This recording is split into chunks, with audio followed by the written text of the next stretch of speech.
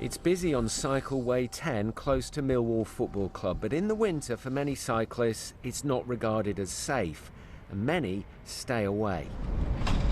Emma doesn't use the route now at night as she had a very bad experience here. There's two guys that were standing here who, when they saw me, they spread out to take over the whole path.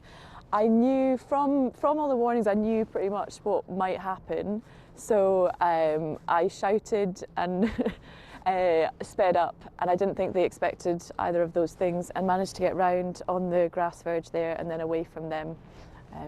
Yeah. Did that shake you up then? It did, yeah. There was no one around, and it was just a kind of one of those moments when I just had to go with my adrenaline and just go for it. I was pretty lucky to get away. Louise now also doesn't use this cycle lane. It's very intimidating when you're going here as a lone cyclist, just going backwards and forwards.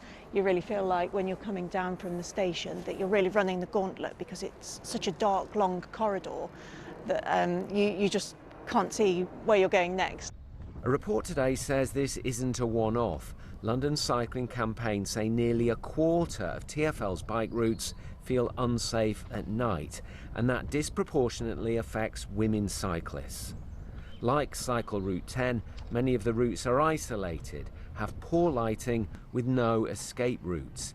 And in winter, 1 in 3 women cyclists stops due to safety.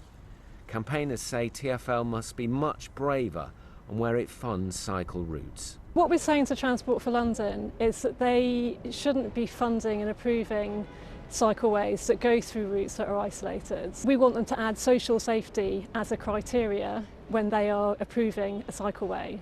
The problem we have at the moment is it's too easy for local councils, given the choice between taking a bit of space from the cars on the roads and putting in a safe protected cycle lane, and just routing it through the local park. Obviously they're just going to route it through the local park because no one's going to get upset. It's a politically easy choice to make. TfL says it's working to better understand how its schemes affect safety for women and girls, and is considering the report's recommendations. At the moment, it's a cycling network that in large parts doesn't feel safe. Tom Edwards, BBC London.